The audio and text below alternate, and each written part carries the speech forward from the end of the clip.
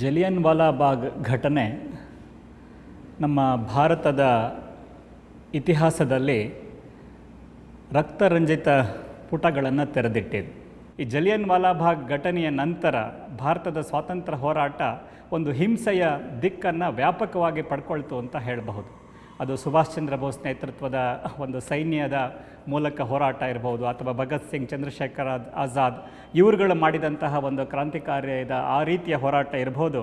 ಅದು ಬ್ರಿಟಿಷರನ್ನು ಒಂದು ಅಲ್ಲಾಡಿಸ್ತು ಅಂತ ನಿಸ್ಸಂದೇಹವಾಗಿ ಹೇಳ್ಬೋದು. ಬ್ರಿಟಿಷರ ಒಂದು ಸೋಗಲಾಡಿತನ ಅವತ್ತು ಬಯಲಾಯಿತು. ಅದುವರೆಗೂ ನಾವು ಭಾಳ ಒಂದು ವ್ಯವಸ್ಥಿತವಾದವರು, ನಾಗರಿಕರು ಮತ್ತು ತುಂಬ ಡೆಮಾಕ್ರೆಟಿಕ್ ಆದ ರೀತಿಯಲ್ಲೇ ನಿಮ್ಮನ್ನು ಆಳ್ತೀವಿ ಅಂತೆಲ್ಲ ಹೇಳ್ತಿದ್ರು. ಆದರೆ ಅಷ್ಟು ಜನ ಯಾರು ಶಸ್ತ್ರಾಸ್ತ್ರವನ್ನು ಹಿಡ್ಕೊಳ್ಳದೆ, ಯಾವುದೇ ಅಮ್ಯುನಿಷನ್ಸ್ ಹಿಡ್ಕೊಳ್ಳದೆ ಬಂದಿರುವಂಥ ಜನಗಳು ಅವ್ರ ಮನಸ್ಸಿನಲ್ಲಿ ಅಷ್ಟೊಂದು ಭಯವನ್ನು ಉಂಟು ಮಾಡ್ತಾರೆ ಅನ್ನೋದಾದರೆ, ಅವ್ರ ಮೇಲೆ ಯಾವುದೇ ಒಂದು ಮುನ್ಸೂಚನೆ ಕೊಡದೆ ಅವ್ರ ಮೇಲೆ ಅವರು ಗೋಲಿಬಾರ್ ಮಾಡ್ತಾರೆ, ಅವ್ರ ಮೇಲೆಲ್ಲ ಪ್ರಹಾರ ಮಾಡ್ತಾರೆ ಅಂತ ಹೇಳಿದ್ರೆ ಬ್ರಿಟಿಷರು ಎಷ್ಟು ಕ್ರೌರ್ಯವನ್ನು ಮಾಡಿದರು.